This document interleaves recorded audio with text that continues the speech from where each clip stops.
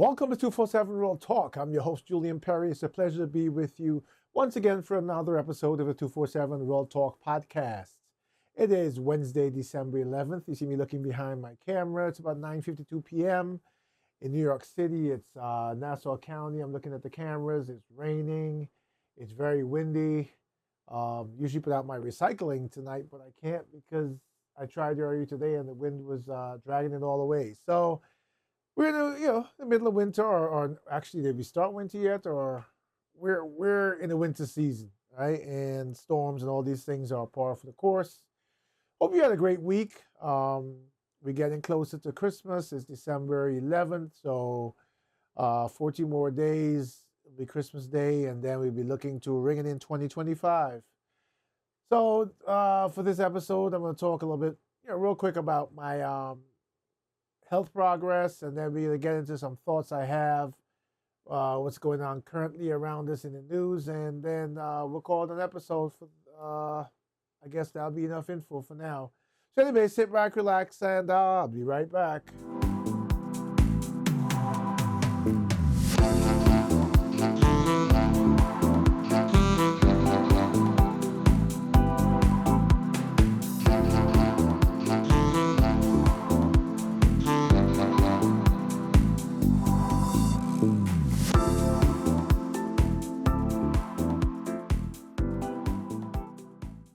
All right, so I'm back, and I hope to make it a quick episode because, quite frankly, I'm tired. I had to follow-up visit with my surgeon today.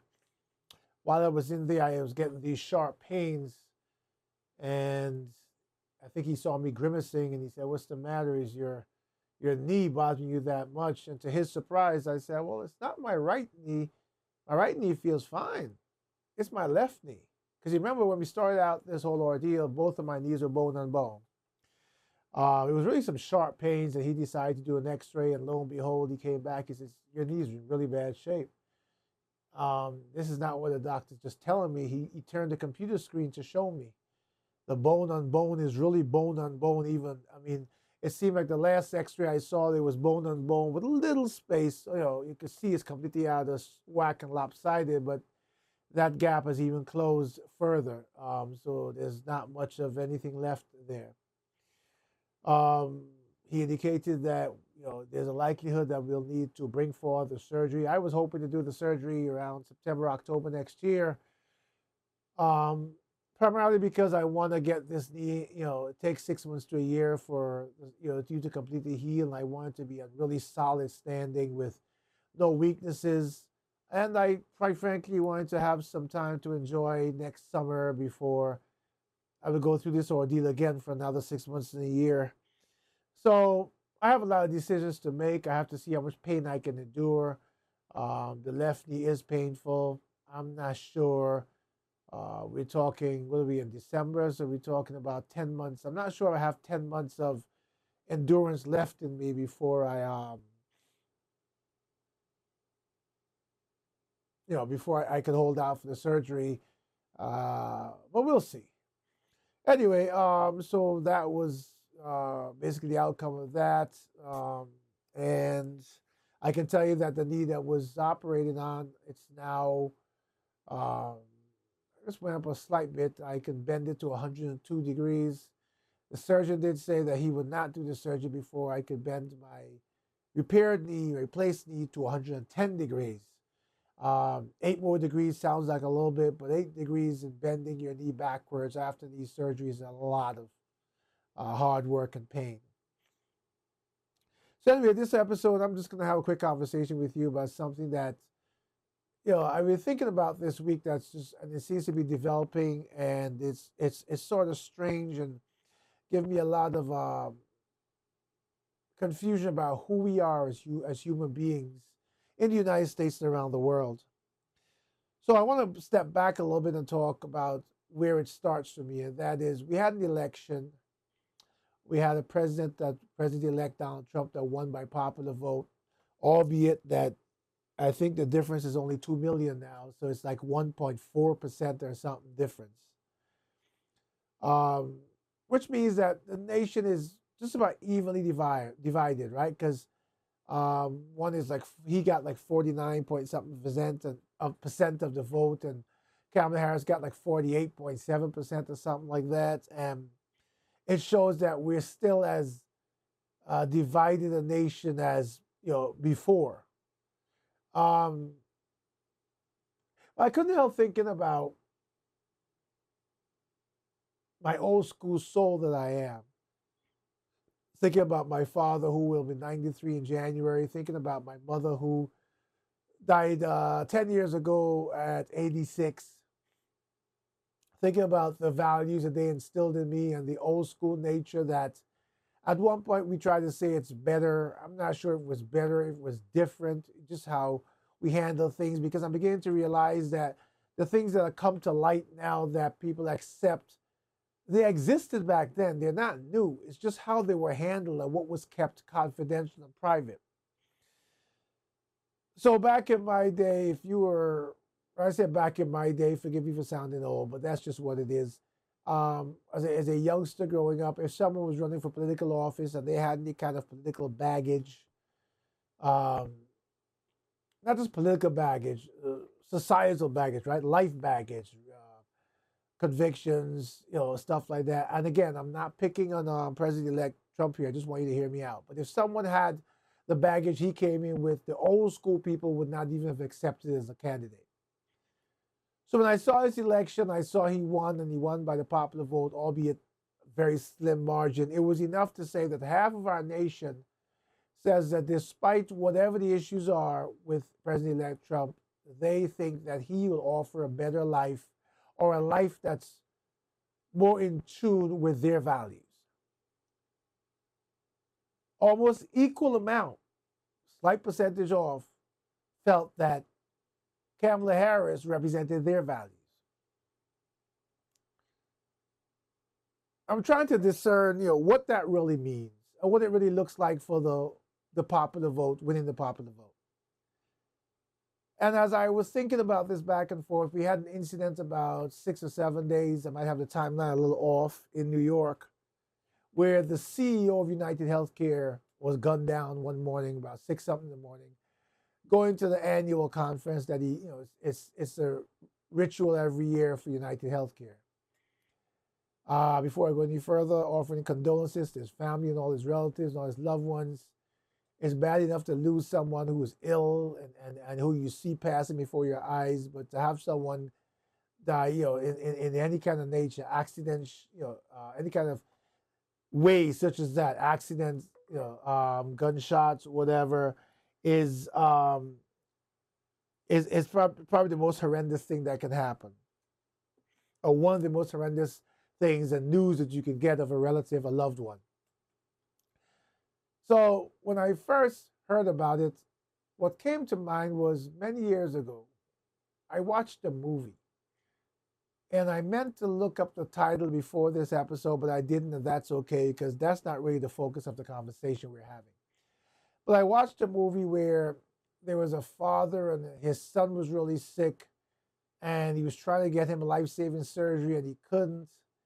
And he ended up going to the hospital and getting a gun and taking the doctor and people in the hospital hostage and barring up the hospital. And in the end of the movie, his son got the life-saving surgery from some doctor they found somewhere who came to the hospital and was willing to do it, some unique, groundbreaking surgery. And then the movie ended with him being carted off to jail and him saying to his son, "I love you." He made that sacrifice to save his son's life.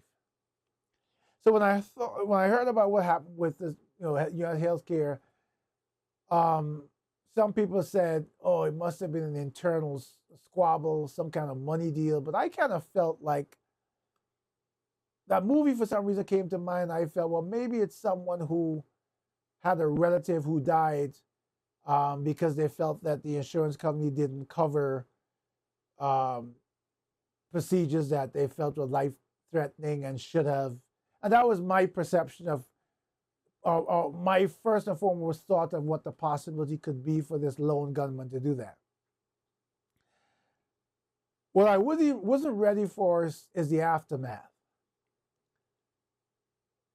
The McDonald's in Pennsylvania, where the employee worked, that sounded the alarm and had the alleged gunman arrested, is receiving bad reviews.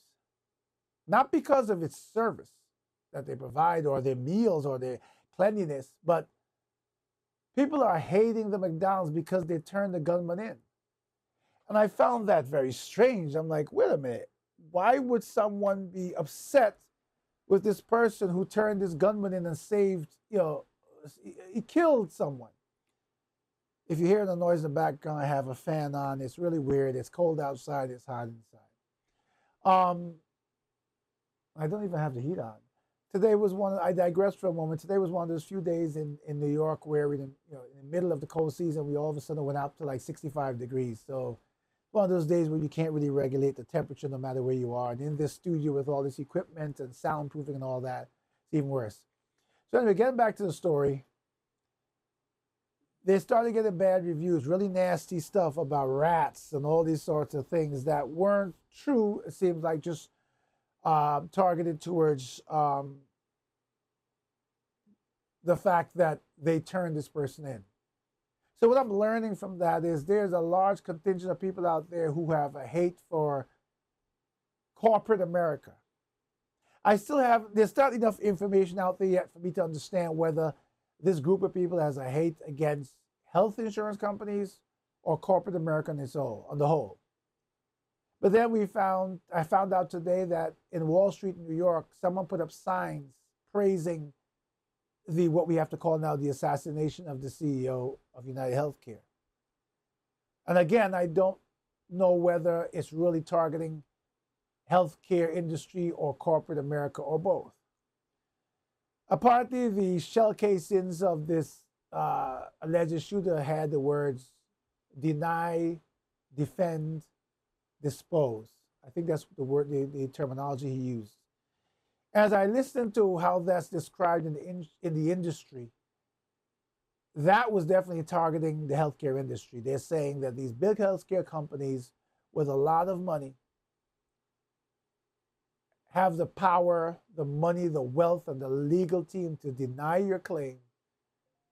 When you challenge them for all the money you have paid in health insurance, they have the lawyers to defend the claim in a manner such that, with all the wealth they have, you can't beat them. And with that, they're able to dispose of you and your claim.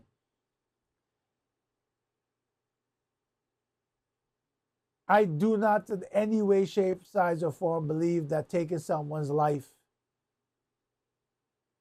is the answer, nor do I think it's the conversation starter that's humane and righteous, albeit it's what started this conversation in a bigger way, right? It would be a shame to think that someone resorted to, as we find out, to get health insurance companies to listen. I give you an example. I gave an example some time ago about a bill that I got from Apria Healthcare. And they messed up with putting in the claim correctly for a recall for my CPAP equipment. And they were trying to bill me for it because they messed up. And then when I finally I had to do the work to get the insurance company, Apria Healthcare, and all these people, like 4 of us on the phone at the same time. No one helped me. Despite my pleas, no one helped me. And then when I finally got everyone on the phone and the health insurance company pointed out to Apria that they made a mistake, the Apria representative says, okay, we'll look into it. And I says, are you going to get back to me? She says, no. You have to call and check in a few weeks. That's not customer service. That's not healthcare. That's not the way someone who's paying into healthcare should be treated. Although Apria is not my healthcare company, the point is they're gaining by getting paid by my insurance company. And I thought about the whole thing because I kind of looked closer at what insurance companies do. And this is not to instigate or agitate anyone, please. This is a time, I'm hoping that all of this that's happened with this murder does not go in vain. I am not First of all, I don't believe that any one individual is responsible for what's happening in corporate America or in the healthcare industry. I think it is completely wrong to decide to take the life of an individual who works for the company, albeit it doesn't matter what their salary is. The point is, it's the organization, the structure. It is us to blame. What do I mean? Go back to my conversations I've had with you about this whole presidential election, for instance. Pleading with people to vote, pleading with people to unite, to put aside race, creed, color, gender, ethnicity, sexual orientation, putting all these things aside and uniting to recognize that our power lies when we unite because we elect officials by the people, they elected by the people to work for the people. If we want to change in what's done to us by corporate America, by the healthcare industry, we have got to make them recognize that we hold the power. It is their job to divide us. 50-50 is even better for them. When we look at it from one perspective, we say, well, it's evenly divided.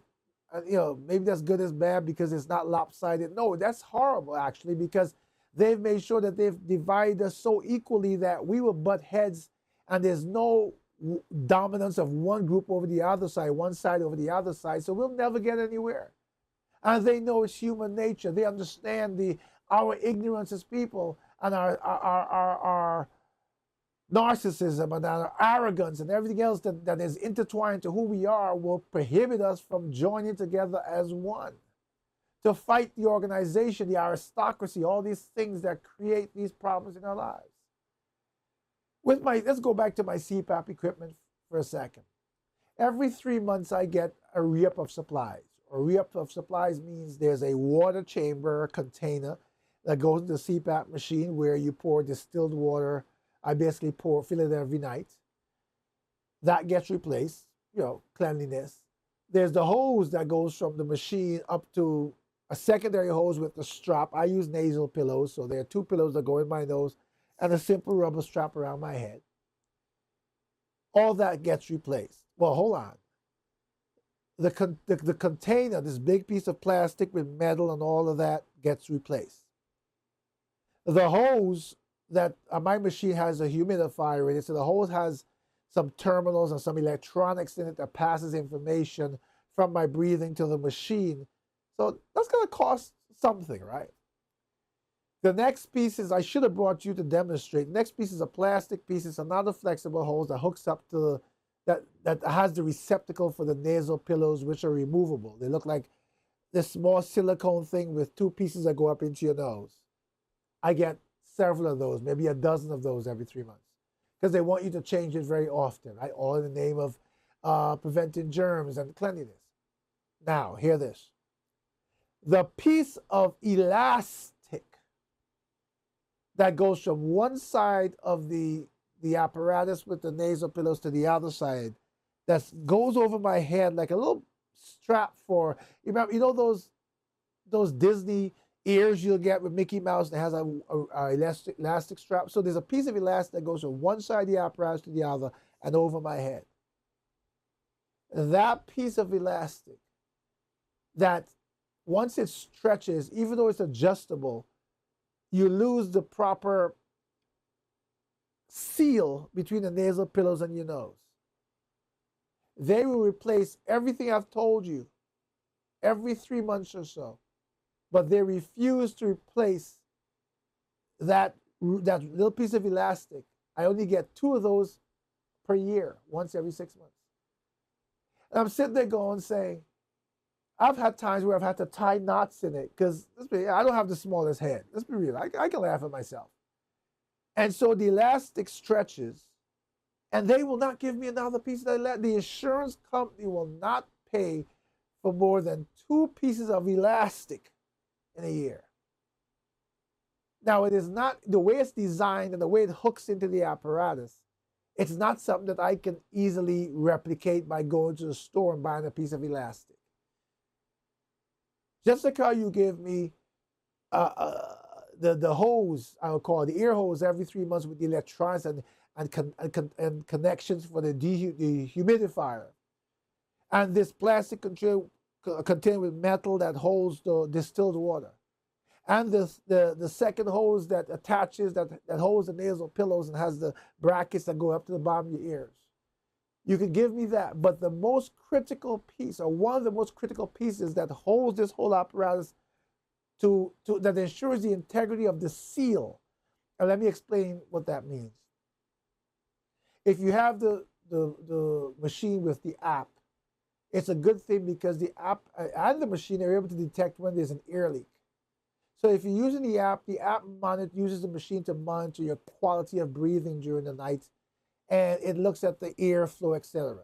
And it can tell you if the mask is improperly placed and there's an ear leak. So instead of all the air going up into your nasal passages, into your just to help you to continuously breathe without stopping, which is what happens when you have sleep apnea.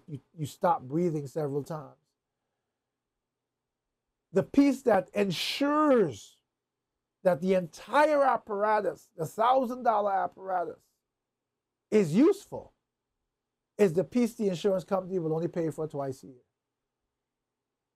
They will not provide a third piece of elastic, but they will provide, 18, 20 nasal pillows. They'll provide 4 hoses during the year. They'll provide secondary hoses. They'll provide 4 of the containers, all connected to this $1,000 machine. But when you look in the app and you see that there's a leakage, you're now there tying knots in this elastic, because remember it's elastic and it stretches and it stretches and it loses its elasticity. And you can't get another one. This makes no sense. But the insurance companies recognize what is life-saving. I've gone through this so many times. Here's another example. I have really bad allergies. I get allergy shots every month now. It used to be every week. And the allergist said, I got edemas from mine. I think I did an episode where I showed a photo of my whole face and lips swollen up. You've seen that. If not, go back in my episodes, you'll see it. And the insurance company says, my doctor says, the allergist, you need an EpiPen. Life-saving. Now, I want you to understand what's going on here.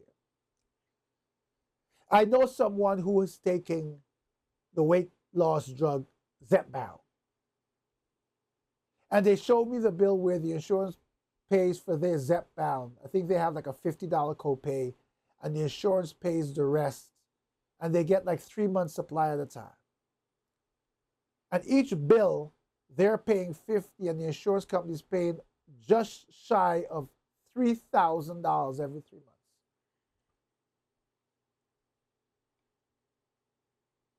And that's to lose weight. The EpiPen, which is a moment's notice of me being exposed to something and can save my life or give me enough time to be rushed to the emergency room, the insurance company changed. At one point, it was $10. Now it's $150 for the pen. That's my payment. I don't know what they're charging, the insurance, but that's what they're getting for an EpiPen. Life-saving. And this is a trend. Some of the most necessary and critical life-saving medications that we need. This is recognized by healthcare companies, and they recognize that that's where the money lies, because I don't have a choice. I had to pay the $150. And imagine the EpiPen, it expires. Every year I have to get a new pen. And it used to be $10. Look, what happened in Manhattan that morning, I condemn it. I have a family. I'm blessed with a father who's still around. I have a brother. I have children. I have a wife. I want them all to live their full lives and hopefully long lives. Murder is at no stage acceptable. And this is why I said murder, because I have my firearm enthusiast friends who would say there are 3 circumstances. They say where you can use deadly force. That's not considered murder. That's considered self-defense. Murder is unacceptable. Blaming the head of a company for everything that happens in that company, especially a company like United Healthcare, I think like they're like the third richest company or something, and they have a board of directors, right? So even though the CEO might have a lot of power, I don't know if they're making all the final decisions. And I certainly know they're not seeing the everyday cases that people are bringing to the insurance companies. What this gentleman did was make a statement in the wrong way. But what I'm saying to everyone out there, in honor of the CEO of United Healthcare's life, if you want to honor him, if you want to say that he did not die in vain, then apart from the criminal investigation and making sure that someone pays for the crime, we can also honor him by looking at what's happening to the people, the population of the United States. Look at what's happened to people who are not millionaires and billionaires, who can't afford to pay cash for these exorbitant prices for medication and do the right thing. An elective medication. My skin is this complexion. I want to be lighter. There's a medication I can get to rub on my hand to make it lighter. If somebody developed that, that should cost an arm and a leg. Oh, I can't breathe. I have a peanut allergy. I've got about 3 minutes to live. I gotta reach this EpiPen, pop the cap off, and slam this needle into my foot and let this adrenaline go into me to open up my lungs, or I'm gonna die. That should not be prohibited or prohibitive to those who critically need it because of cost. That's not the item that the insurance company should be making millions and billions from. That is the medication that Congress, the people we elected, President-elect Trump, President Biden, I don't care who you are, Congress, all those people up there enjoying wealth and all the lavish lifestyles because we put them there thinking they would help us. That is what they should be fighting for. And don't take years to do it. These multi-million, multi-billion-dollar companies can very well afford to do it. They make enough money from the dues we pay for health coverage. They make enough money on even the co-pays we pay. Millions across the United States. Hundreds of millions paying health insurance costs and getting what? Nothing? No. Cover my medications that I need to save my life. Make them so affordable that I don't have to think twice about having an EpiPen in my office, an EpiPen in my everyday bag, my EDC, an EpiPen in my car, an EpiPen in my pocket. Why? Because it means the difference between me coming home to my family, me tucking my kids in bed at night, or me lying dead on the sidewalk while you, corporate America, you greedy.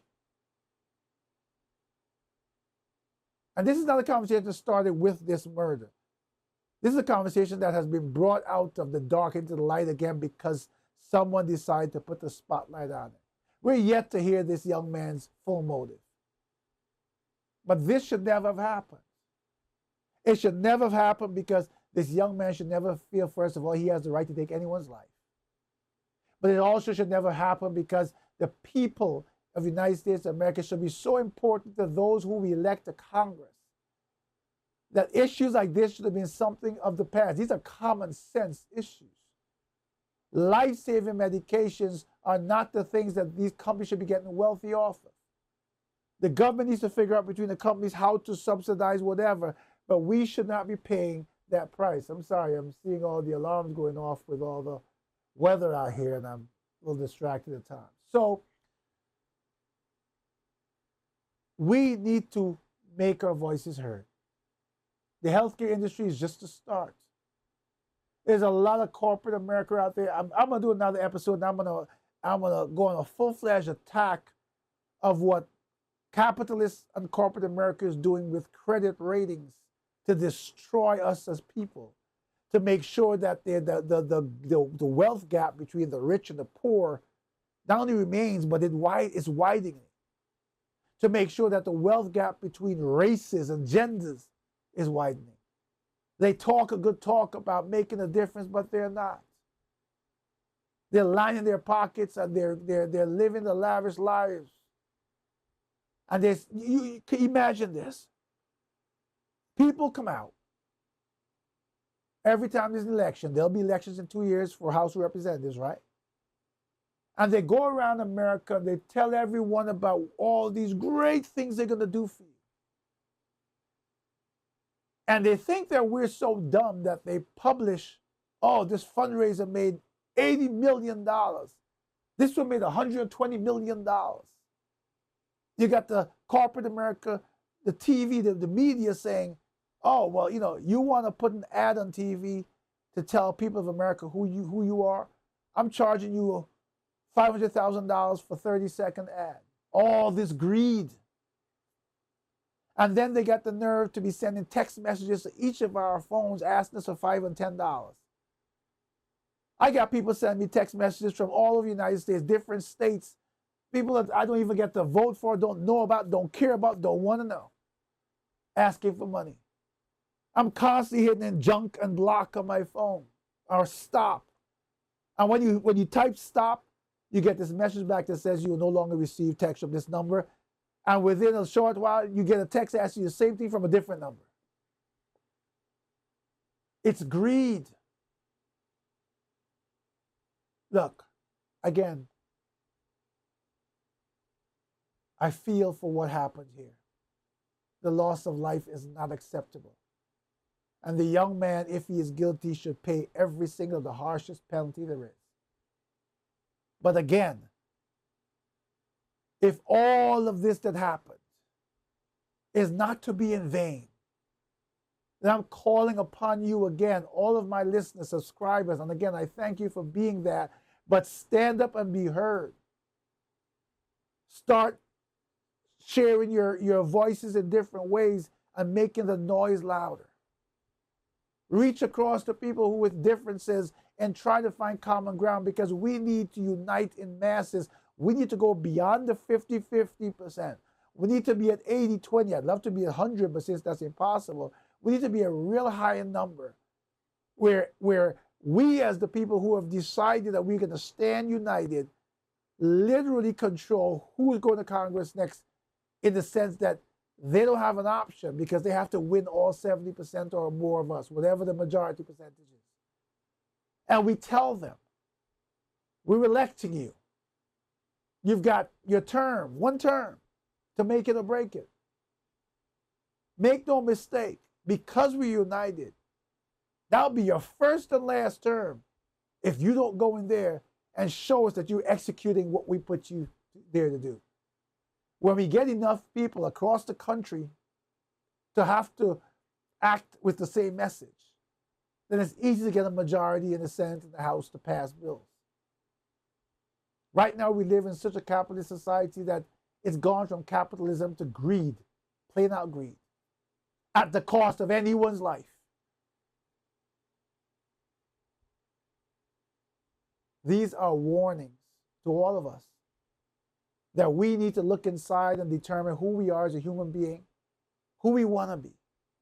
I always tell you, as a spiritual man myself, you start with whose you are and then who you are. Understanding, if you believe like I do, that we have a creator who gave us the breath and all these things that science can't explain, that we stand here with each other, breathing, heart beating, thinking, have organisms in our body that no one can truly explain, even science. Those feelings that we get, that we know that there is a higher power. The thought that the day will come when each of us will close our eyes and we hope to get to the gates of heaven, and the Almighty Creator looks at us and says, job well done. The fact that He put us here to live in harmony and peace, supporting each other and earning the right to take every breath we do on this earth. We need to understand what life is really about. That the fighting and the killing gets us nowhere. That each person who's born is born innocent. And the harder we strive to unite and do the right thing, the more of us will live lives of peace, where we can put our focus on our expertise to make sure that we keep up health and strength, keep our air and our environment clean, do all we can to preserve life, and stop the hatred of each other, and stop the desperation that people feel, that they go out and do crazy things because somehow they need to be heard, and all the screaming at the top of their voices results in nothing because no one is listening. The poor half of this country is too busy being deaf to the screens because we're struggling to survive. And the rich, top few percentage can't hear us over their loud music and their yachts and their planes and their champagne and their caviar. Yet when, I've said before, when we get that news and the day comes and we lie there in that coffin stretched out, none of what we did matters in terms of how we leave here. One corpse doesn't get to leave in gold chains that makes their afterlife better than one that doesn't. We need to peel off the layers of arrogance and greed and racism and hatred and recognize that beneath that, we need to accept all and do what's best for all. Now, I know that's a long argument, and it's one that can't change tomorrow. But that's the reason I'm here. That's the reason you're there. Every little change, every little drop in the bucket gives the opportunity that one day that bucket will rise and be filled. Don't let this man's life and loss of life be in vain. And don't let anyone else get to the place where they feel so desperate, if that's the case here.